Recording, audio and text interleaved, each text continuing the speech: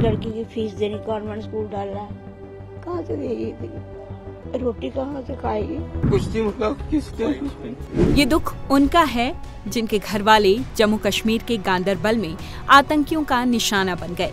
रविवार को जम्मू कश्मीर के गांदरबल जिले के सोनमर्ग क्षेत्र में निर्माणाधीन सुरंग की साइट पर रविवार रात को भीषण आतंकी हमले में 7 लोगों की जान चली गई। इस हमले में एक डॉक्टर और 3 गैर कश्मीरी मजदूर समेत 7 लोगों की जान चली गई, जबकि 5 अन्य घायल हैं।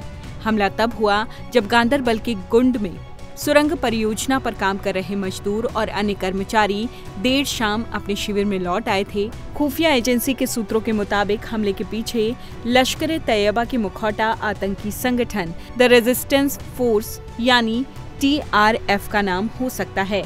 सूत्रों के मुताबिक पाकिस्तान में बैठा TRF प्रमुख शेख सज्जाद गुल इस हमले का मास्टरमाइंड है। उसी के इशारे पर TRF के लोकल मॉड्यूल ने हमले को अंजाम दिया।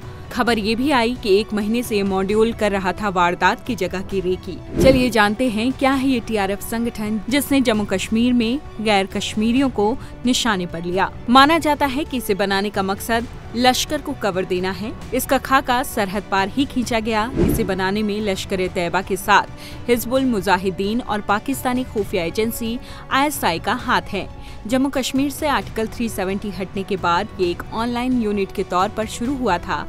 ये इसलिए बनाया गया कि आतंकी हमलों में सीधे तौर पर पाकिस्तान का नाम न आए और वो फाइनेंशियली एक्शन टास्क फोर्स यानी FATF की ब्लैक लिस्ट में आने से बच जाए। अब जानते हैं कि TRF बना कैसे। 14 फरवरी 2019 को पुलवामा में हुआ आतंकी हमला कौन भूल सकता है। इसके बाद पाकिस्तान फिर से बेनकाब हो गया। उस पर दुनिया का दबाव बढ़ा कि आतंकी संगठनों पर कार्रवाई करनी ही होगी। तब उसने एक ऐसे संगठन की साजिश रची जिसका मकसद भारत में आतंक फैलाना हो और इसमें पाकिस्तान का नाम भी न आए। फिर ISI और लश्कर ने मिलकर TRF बनाया। पहली बार इस आतंकी संगठन का नाम सामने आया था 2020 में बीजेपी कार्यकर्ता फिदा हुसैन और उमर राशिद बेग के साथ उमर हाजम की हत्या में। इसके आतंकी टारगेट किलिंग पर फोकस करते हैं, गैर कश्मीरियों को निशाना बनाते हैं ताकि बाहरी लोग कश्मीर न आए। कुल मिलाकर 90 का दौर वापस लाने की कोशिश है। इसका नाम रेजिस्टेंस फ्रंट रखा गया ताकि लश्कर और ISI ये दिखा सके कि ये सब स्थानीय लोगों का रेजिस्टेंस यानी प्रतिरोध है।